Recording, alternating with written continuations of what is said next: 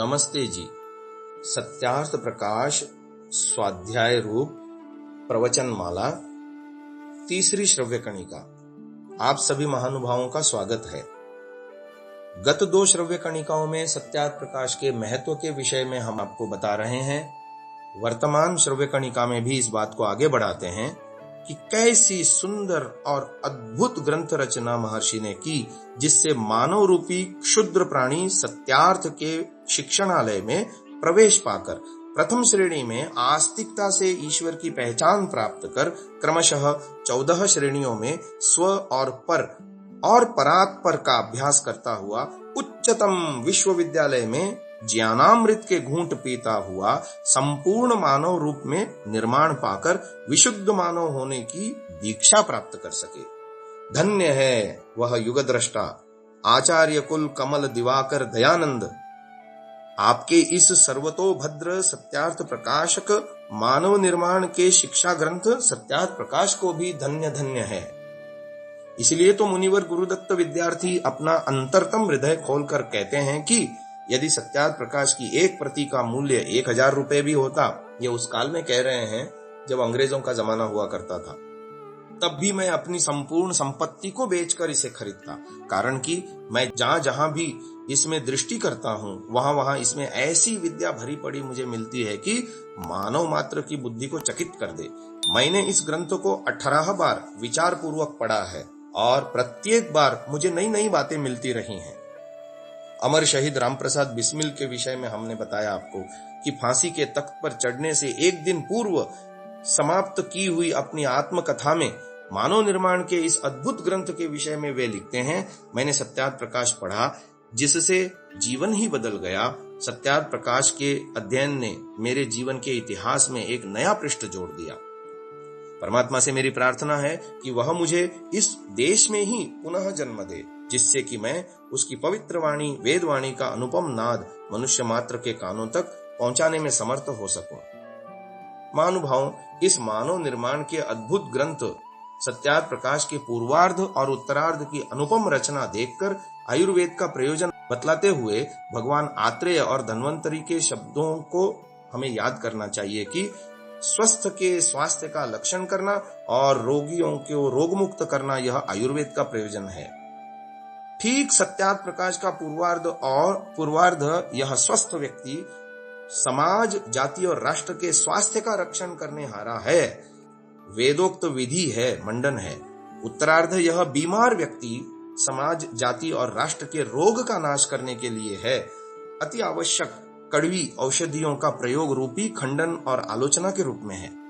अमर हुतात्मा पंडित लेखराम जी ने इस बात को कितना सुंदर दृष्टांत देते हुए कहा कि सत्यार्थ प्रकाश ऐसे परोपकारी मनुष्य के समान है जिसके एक हाथ में औषधि की शीशी और दूसरे हाथ में रोगी के लिए आरोग्यप्रद भोजन है।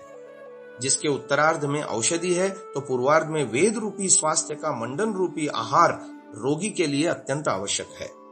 सत्यार्थ प्रकाश खंडन का ग्रंथ होने का भ्रम फैलाने वालों को समझ लेना चाहिए कि उत्तरार्ध यह रोगी की औषधि है, पूर्वार्ध स्वस्थ जीवन के लिए अमृत है।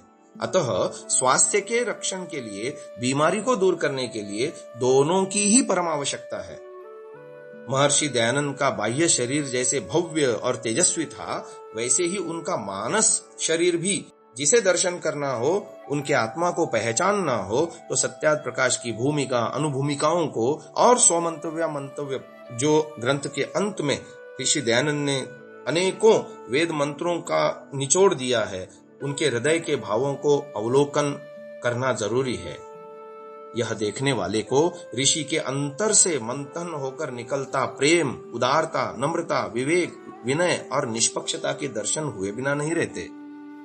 उनमें से सत्यम, शिवम और सुंदरम की भावना झरती दिखाई देगी और श्रोता या पाठक गण इस भावना को अपने अंदर आत्मसात करते हुए पढ़ेगा या सुनेगा तो जीवन के ज्वलंत ज्योति के समान यह विशाल विश्व कल्याणकारी ग्रंथ ये अवश्य उसे प्रतीत होगा। अब सत्यार्थ प्रकाश का प्रभाव क्या हुआ जन सामान्य पर, वो भी हम आपको बताते हैं। सत्यार्थ प्रकाश यह क्रांति का अग्रदूत है, विचारों की चिंगारी है, कभी न बुझ सके न कंपित हो सके ऐसी सदा प्रज्वलित रहने वाली दिव्य ज्वाला है। अज्ञान, अंधकार और अविद्या का तिमिर इससे दूर भगाया जाता है। एक बार सत्यार्थ प्रकाश पढ़े हुए व्यक्ति को कोई भी भ्रम में नहीं डाल सकता। कोई देशी विदेशी संप्रदाय या मजहब उसे धोखा नहीं दे सकता। विद्वानों की दोहरी चाल को वह तुरंत पहचान लेगा। एक सामान्य कोटि का मानव भी इसे पढ़कर बड़े बड़े धर्माचार्य, पंडित, पोप, पादरी, मुल्ला, मौलवी के वाक जाल में नहीं फंस सकता। मत मतांतरों के घेरे में कैद नहीं हो सकता। इसलिए आजादी के विजय योद्धा स्वातंत्र वीर विनायक दामोदर सावरकर लिखते हैं, सत्यार्थ प्रकाश की विद्यमानता में कोई धर्मावलंबी अपने मत की बड़ाई नहीं मार सकता।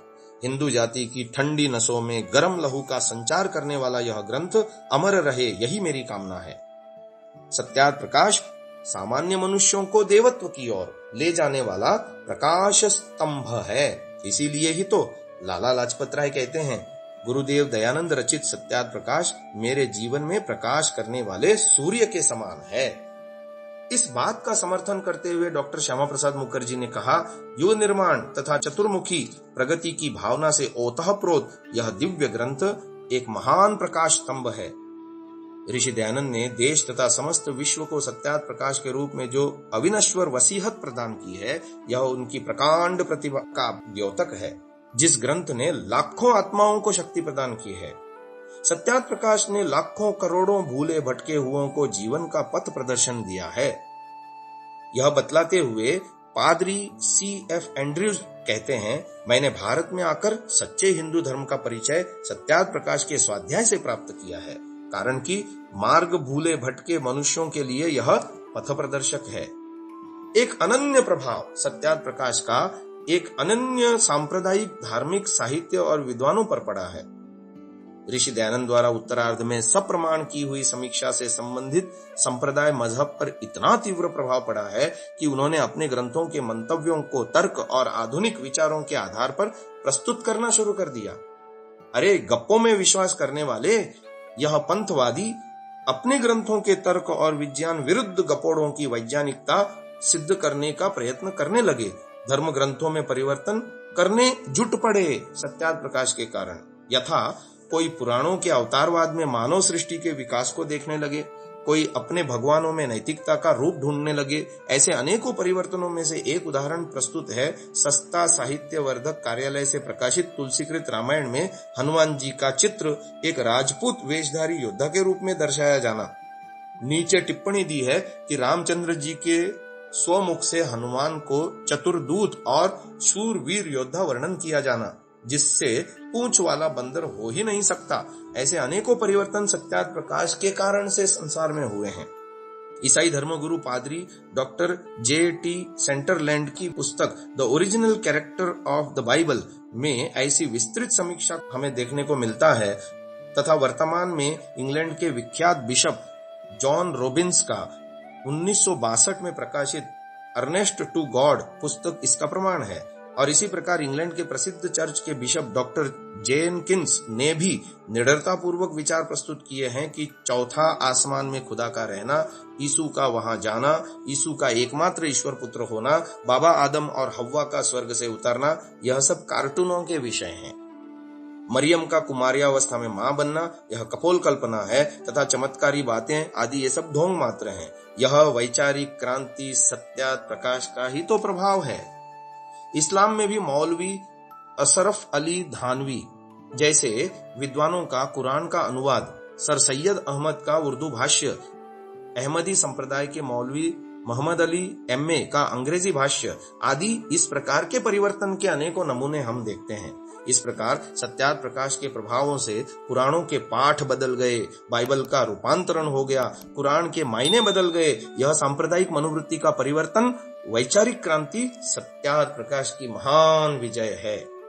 सत्यार्थ प्रकाश के स्वाध्याय से अनेक पौराणिक पंडितों, ईसाई बुद्धिजीवियों, कुरान के प्रकांड प्रसिद्ध विद्वान मौलवियों ने अपने संप्रदाय मजहबों को छोड़कर वैदिक धर्म की दीक्षा ग्रहण की है, जीवन भर उसका प्रचार प्रसार किया है। ऐसे नामों की सूची बड़ी लंबी है।